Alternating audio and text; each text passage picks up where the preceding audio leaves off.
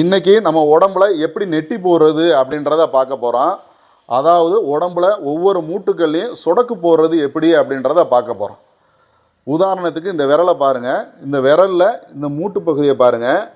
நெரிக்கிறேன், sound கேட்குது. எதனால் sound கேட்குது அப்படின்னா, இந்த மூட்டுகளுக்கு இடையில சைனோவியல் ஃப்ளூயிட் அப்படின்ற திரவம் இருக்குது.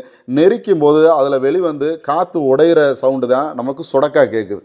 இதனால என்ன பெனிஃபிட் அப்படின்னு பார்த்துக்கிட்டோம் அப்படின்னா, அந்த இடத்துக்கு ரத்த ஓட்டம் நல்லா இருக்கும், ஆக்சிஜன் ஓட்டமும் நல்லா இருக்கும். இதனால அந்த இடத்துல வலிகள் இருந்தால் நம்மளுக்கு வலிகளும் சரியாகும். இதே மாதிரி நம்ம உடம்புல ஒவ்வொரு மூட்டுக்களையும் எப்படி சொடக்கு போறன்றதை வாங்க பார்ப்போம். இதை பார்த்து நீங்களும் செஞ்சு பயனடைஞ்சுக்குங்க.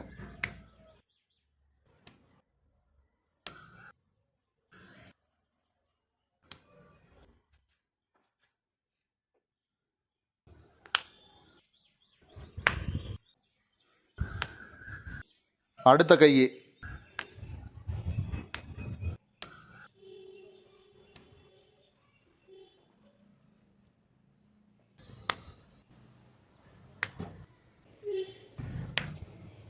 தலைக்கு எடுக்கும்போது ரொம்ப கவனமாக எடுக்கணும். அதனால் ஒரு கையை அப்படி நல்லா அடை கொடுத்துக்கிட்டு கவனமான முறையில் இந்த பக்கம், அதே மாதிரி இந்த பக்கம் எடுக்கும்போது கை அப்படி அடை கொடுத்துக்கிட்டு இந்த மாதிரி நடு முதுகுக்கு சொடக்கு போடுறது எப்படின்றத பார்க்க போகிறோம். ஸ்லீப் ஆகக்கூடாது.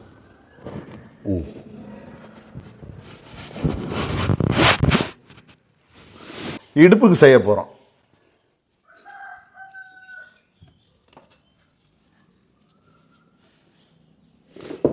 அடுத்த பக்கம்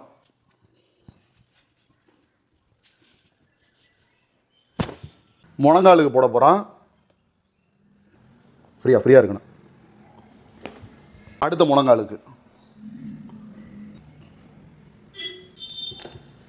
ரெண்டு காலையும் இந்த இடத்துக்கு சொடக்கு போட போகிறோம்.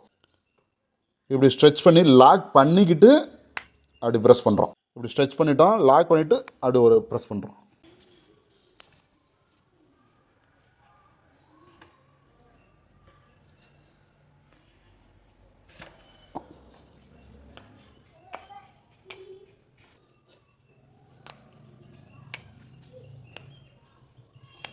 இந்த ட்ரீட்மெண்ட் யாராருக்கெல்லாம் பயன் தரும் அப்படின்டா, ஸ்ட்ரோக் பேஷண்ட்டுக்கு, வாதம் உள்ளவங்களுக்கு, மூட்டுக்கு மூட்டு வலி இருக்கும் அவங்களுக்கு, எலும்பு சார்ந்த பிரச்சனை உள்ளவங்களுக்கு நல்ல பெஸ்ட்டான தீர்வை கொடுக்கும். இந்த ட்ரீட்மெண்ட்டை நீங்கள் நல்லா கற்றுக்கிட்டு செய்யுங்க. இல்லாட்டி நல்லா கற்றுக்கிட்டவங்க போய் பயனடைங்க. மருந்தில்லா வாழ்க்கை வாழ்வோம்.